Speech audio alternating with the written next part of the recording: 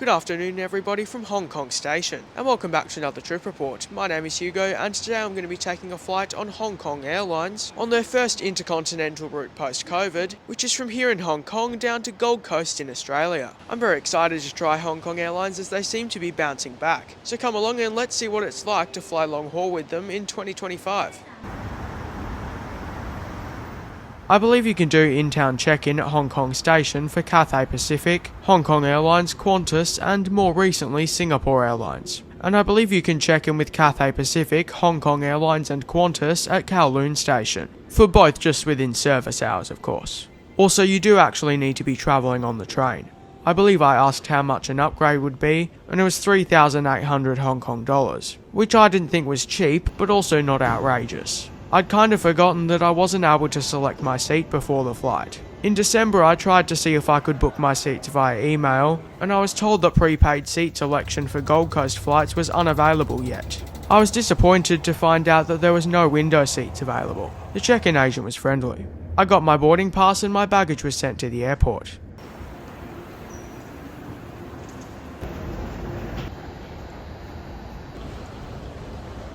Now that we've made it to the airport, we don't have to check in since we did that in town. But I think that check-in was down there. Security was pretty quick, taking roughly 5 minutes give or take. Airside after I think it was the South security, there was heaps of food court type food. But thanks to a credit card which someone in my family who I was travelling with has, I was able to access the American Express Centurion lounge.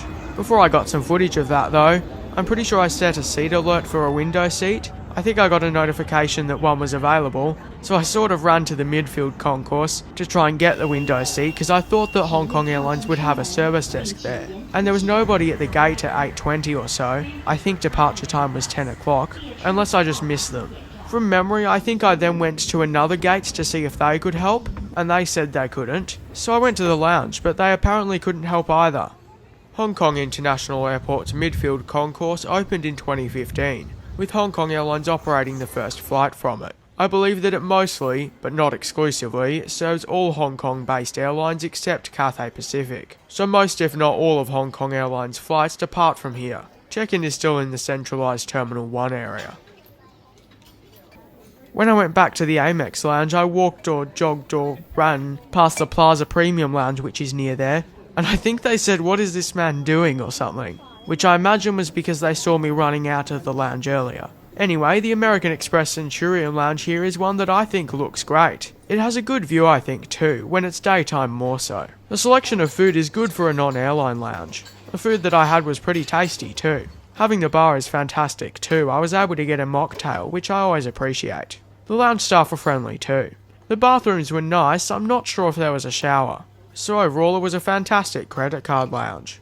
Now please allow me to tell you a bit about Hong Kong Airlines. Or if you're not interested, feel free to skip ahead to the next chapter. Hong Kong Airlines began as CR Airways in 2001 as a helicopter operator. In 2003 it became Hong Kong's third passenger airline and commenced flights with the CRJ200. CR Airways signed an MOU in 2005 for 10 Boeing 787 Dreamliners and 30 Boeing 737-800s. Some 737s were delivered, but not the 787s. In 2006, Hainan Airlines acquired a stake in CR Airways, which later in the same year changed its name to Hong Kong Airlines and introduced a new logo which is inspired by the bauhinia flower, Hong Kong's emblem. The airline began A330 operations in 2010. Around 2016, Hong Kong Airlines was seeking expansion into the intercontinental market, and to compete more with Cathay Pacific, with the introduction of flights to Cairns, Gold Coast and later Auckland. In 2017 it took delivery of its first A350-900 and launched services to Los Angeles, with San Francisco to follow. Hong Kong Airlines also revamped its branding, in-flight offering, opened its Club Ortis lounge and more. The expansion into intercontinental flying was draining Hong Kong Airlines financially, and in 2018 it suspended flights to Cairns and Gold Coast, and in 2019 announced it would reduce its fleet size. It cut flights to Auckland and later San Francisco, and suspended its in-flight entertainment system. It also announced that in 2020 it would cut its last long-haul routes, to Los Angeles and Vancouver. The pandemic worsened Hong Kong Airlines' financial crisis further. It grounded its A350s, cut back on staff, and suspended in-flight services such as food and drinks. In 2021, Hong Kong Airlines announced plans to ground all of its A320s, leaving only A330s in operation. In December 2022, Hong Kong Airlines secured approval to restructure 49 billion Hong Kong dollars in debt, equivalent to almost 10 billion Australian dollars at current exchange rates. Hong Kong Airlines seems to be bouncing back, with the announcement in August 2024 that it would return to intercontinental flying, with seasonal flights to Gold Coast starting in January 2025. Hong Kong Airlines also indicated that it would look to return to North America and into acquiring some Boeing 787s. On January 17th, Hong Kong Airlines resumed services to Gold Coast and Vancouver the following day. This flight, which I took, was the last Hong Kong Airlines flight to Gold Coast for this season. But Hong Kong Airlines announced that it would begin daily flights to Sydney in June. Hong Kong Airlines has said that it's looking to get more aircraft, including for long-haul operations. Its fleet now consists of 36 aircraft, including A320s, A321s and A330s, including freighter variants. There's my ride to Gold Coast. Bravo Lima Hotel Romeo is a 2018-built Airbus A330-343, which was delivered new to Tianjin Airlines, one of the HNA Group's other airlines. This aircraft only came to Hong Kong Airlines in December 2024. This aircraft is painted in the Ta Kung Pao special livery. I believe Ta Kung Pao is a Hong Kong newspaper. I guess I got back to the gate too late, so there was no window seat available. Boarding was done by zones. I think general boarding started a bit more than 20 minutes late. I gather Zone C, which boarded first, is the back rows. I think that there was a few people queuing for this flight instead of the flight to Bangkok. Then with zones, I think Zone A and B was merged, or maybe there was no Zone B? The jet bridge to the L2 door was connected to the plane, but the door was closed. I'm not sure why the entrance to that jet bridge bit wasn't blocked off. Hello. Thank you. Thank you. Welcome on board one of Hong Kong Airlines Airbus A330-300s, featuring 24 Collins Aerospace Super Diamond seats in business class, followed by 279, I think, Recaro CL3710 seats in economy class. I believe that this is the same cabin that Tianjin Airlines used, which I'm not sure, but I think that it's kind of the HNA Group's newer cabin on the A330s, since I believe that a very similar cabin is found on some of Hainan Airlines A330s. So while I don't believe that Hong Kong Airlines chose to install these seats, I'm not sure if they were to get new A330s and redo the seats, they might implement this configuration anyway. By the way, it sounded like it was a full flight. My first impressions once on board were that it was a nice warm looking cabin, and relatively modern. My seat for this flight was 37D. I'm lucky that this hasn't happened earlier, but I think that this was my first time since I started reviewing flights that I haven't had a window seat. It was a bit strange for me. Now let's take a quick look at the seat features. Legroom felt good, 31 maybe 32 inches. Also from memory, width was okay, but nothing special. On the back of the main seat back pocket there's two pouches to put smaller items, and then there's the main pouch. There's a tray table which can be adjusted back and forth, and you can fold it in half. Then just up here there's a literature compartment. And there is an in-flight entertainment screen which was a solid size but not super big. It wasn't working at the gate in Hong Kong. The in-flight entertainment screen is adjustable though, and underneath it there's an audio port and a USB-A port. On the side of the seat there's a coat hook. Underneath the seat there's a shared universal power socket with what I imagine is a faster charging USB-A port on top of it. These seats also feature a handy step. There's a headrest which is adjustable both vertically and on the sides. On the overhead panels there is no individual adjustable air vents.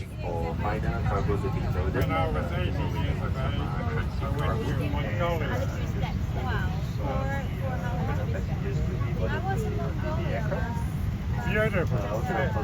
Lovely people too. Oh, I had a good time. And camel. I on camel and horse. And today Takeoff runway 07 right out of Hong Kong. Flight time to Gold Coast will be 8 hours and 30 minutes. Weather en route expected to be 30 bumpy. So our seated crew fasten seatbelts in case of any unexpected turbulence.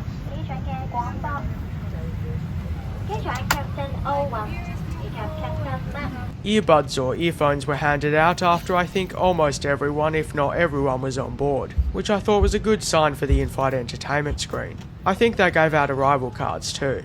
Waiting on most seats was a blanket, but there wasn't one on my seat, so I asked the crew for one. Pillows didn't seem to be waiting on the seats though. I'm not sure if they were offered upon request. Despite there being in-flight entertainment screens, a manual safety demonstration was performed. I guess Hong Kong Airlines doesn't have a safety video. I wonder if that's something that they'll change.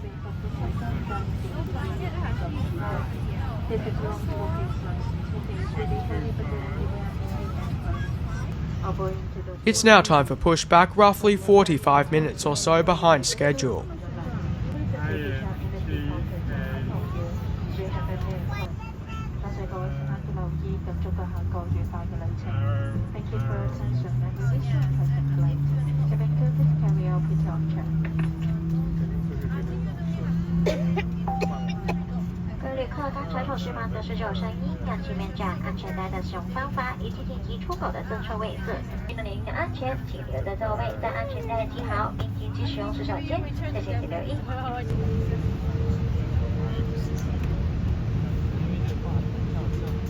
By the way, if you're enjoying this video so far and you'd like to see more like it, then please consider liking and subscribing, as it would help me and the channel out so much and would be very much appreciated. It is not expected at all, but if you're interested, I do have a Patreon if you're interested, which is linked in the About section of my channel. But of course, if you don't want to do any of that though, that is completely okay.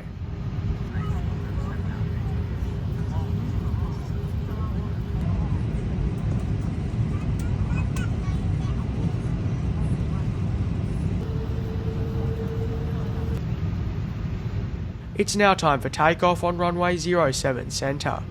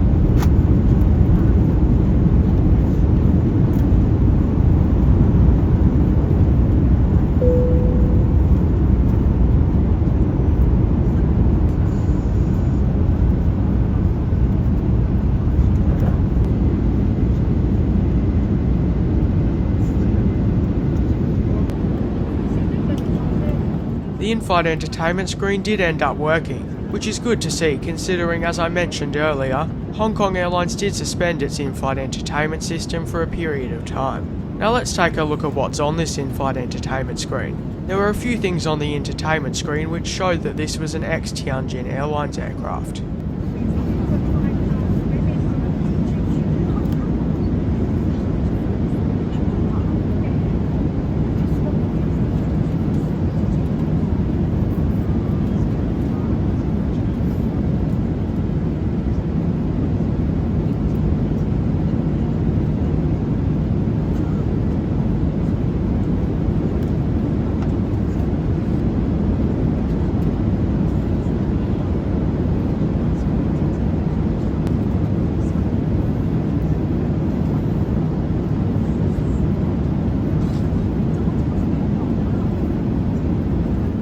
The in-flight entertainment screen had a very limited selection. If I counted correctly, then there was 20 English movies and 13 Chinese movies. Then there was some TV show episodes as well.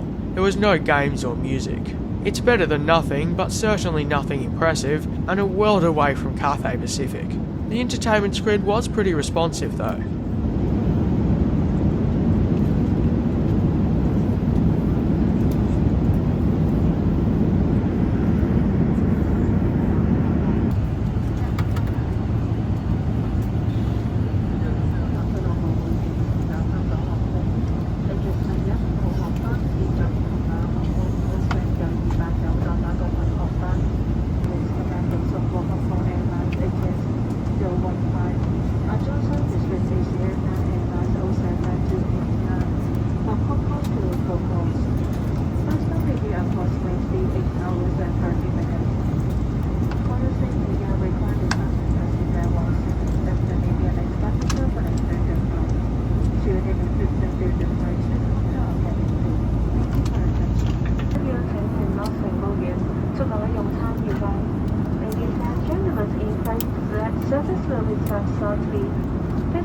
quick transfer situation. If you need any assistance, please don't hesitate to let us know. Enjoy your meal. Thank you. For the first in-flight service, there was no full meal. There was a snack though, which I think the cabin crew said was chicken or duck, or maybe both, wrap. For drinks, I think there was apple juice, orange juice, Pepsi, 7-Up, just green tea, coffee, and bottled water was served with the snack. I think I also saw beer, but I'm not too sure. I wouldn't really expect Hong Kong Airlines to offer free alcohol, since while they are a full-service carrier, they're not really a premium one. The wrap, or whatever it was, wasn't my favourite texture, but the taste was relatively good in my opinion. It would have been nice if the box actually said what it was. The green tea I had was very good. I guess helped by there only being a snack, the service was relatively quick, and a rubbish collection was done afterwards. It's now time for a quick lavatory review. This lavatory was a pretty standard size for a wide body, I think. There were no additional amenities really. It was pretty clean and the toilet paper was even triangled. I asked the crew and it sounded like they don't have snacks on board, but they offered me drinks, which was nice. The earphone volume was pretty good, I think. I don't think the quality is amazing, but not horrible. I don't know, it was hard to tell because the movie was in Chinese, and I don't speak Chinese, so I can't understand it regardless of the headphone quality.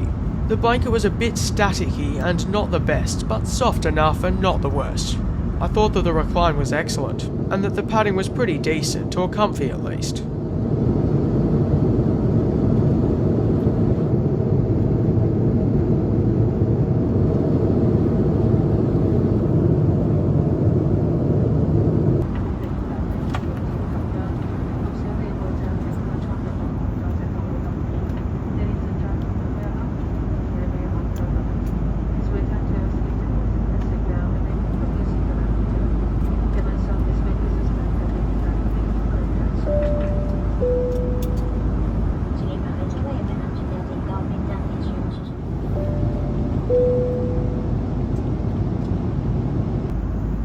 I think that the breakfast service started roughly 2 hours before landing.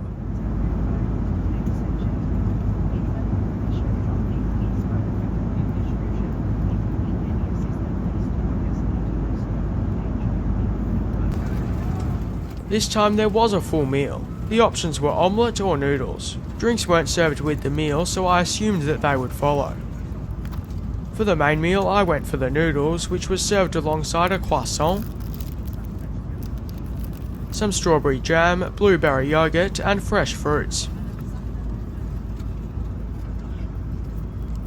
And also a cutlery packet. I think that the noodle dish was 3 fried stuffed treasures, a traditional Hong Kong dish, which is cool. I thought that the main dish was good but not amazing, in my opinion. The croissant was nice but not warm. The yogurt was standard berry yogurt and the fruit was nice and pretty fresh. Just green tea, coffee and water was offered. I thought that maybe more drinks would be offered later. I was a bit disappointed that there wasn't a full drink service with breakfast. It would have been nice to have juice.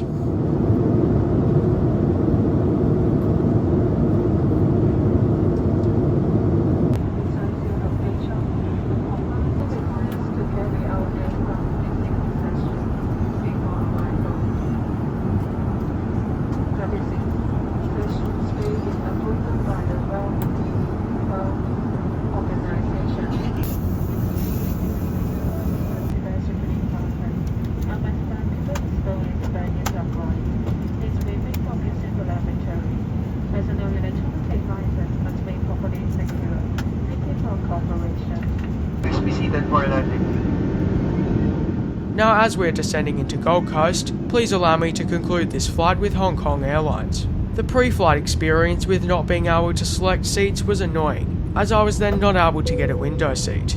I don't think that that's a network-wide problem, but nonetheless I would hope that when this route returns in a year's time or so, if it does, that'll be fixed. In-town check-in worked great otherwise though, and the train worked well. Unrelated to Hong Kong Airlines, the Centurion lounge was fantastic for a credit card lounge. The ground service with Hong Kong Airlines was not very good.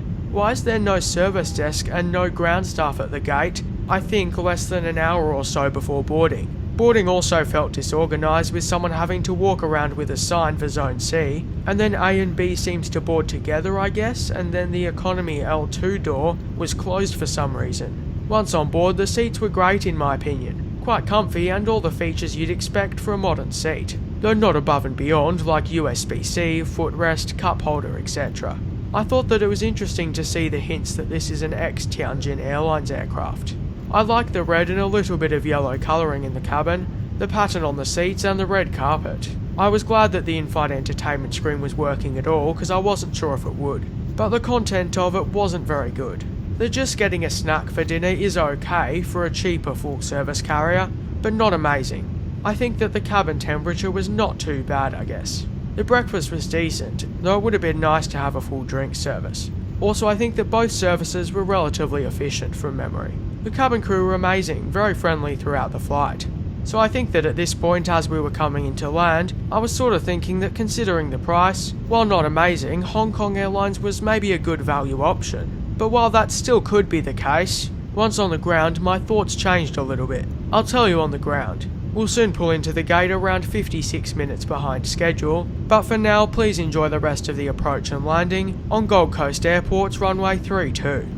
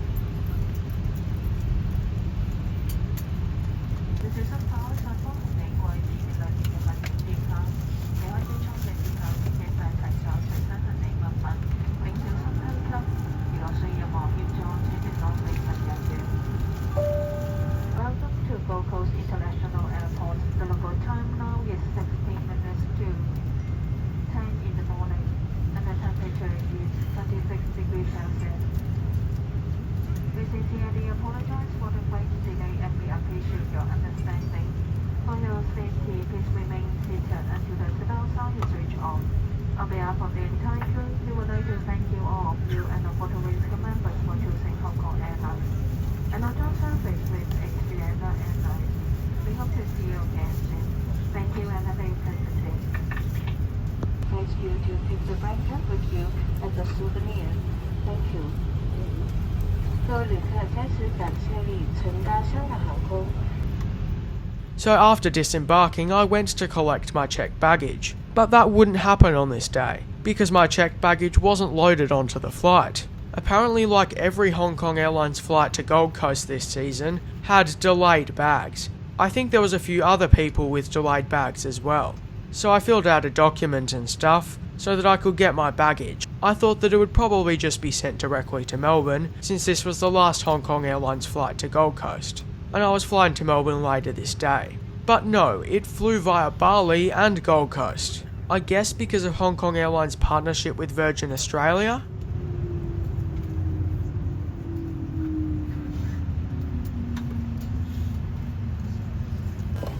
Anyway, it took 4 days or something, including the weekend, for the baggage to get to us, in Melbourne. My baggage arrived damaged. I emailed the SATS Hong Kong email I was given about delayed baggage, and reported damaged baggage. I was then told to contact Gold Coast, who told me to contact SATS again, who told me to contact Hong Kong Airlines call centre. Anyway, this is all just based on my notes and memory, so please keep that in mind, and I'll try and keep you updated in the description or a pinned comment. I think the Hong Kong Airlines call centre might have said that SATS would reach out to me. I'm not too sure. But anyways, I called Hong Kong Airlines again after a little while of not being contacted. That's unless one of the phone calls from random numbers, which I don't think left a voicemail, was SATS. And they said that they would get someone to call me back and mark it as urgent. I called them back after a couple weeks or so, because I hadn't heard anything, unless I missed something or didn't take the call because I thought it was a scam. and I was explaining all of this on the call, and I'm not 100% sure, but I'm pretty sure that they hung up on me. So I've used the live chat feature, and they also said that they would mark it as urgent and get someone to contact me. The reason I've been trying to contact them, by the way, is to get compensation for my damaged baggage, and also for having to pick up the baggage from the airport, because they couldn't send it to me. So, and I think this was before I got my baggage and it was damaged, I noted that I thought that it was a pretty average experience with Hong Kong Airlines. In some areas such as the crew and the hard product, it was great, but when it comes to things like the ground service, and just the service in general really, there's a lot of room for improvement. I think that with the Gold Coast flights, and now Sydney I guess too, Hong Kong Airlines has potential to be a great value full service carrier. But based on this experience that I had, I think that there's other indirect great value options out there. While I don't think I'd really avoid Hong Kong Airlines as such for a long haul flight again, I don't plan on rushing back to do it again. I'd be interested to hear your thoughts on Hong Kong Airlines in the comments below. I'd like to thank you all so much for watching this video, which I feel like I've done a bit of rambling in. I'd also like to thank all of my incredible Patreons for helping to make these videos possible. Their support is truly so much appreciated, and I couldn't do what I do without them. So thank you so much to them. Once again, I'd like to thank you all so much for watching. I hope you have an amazing day, and I look forward to hopefully seeing you in my next one, next Saturday at 5 PM Melbourne time.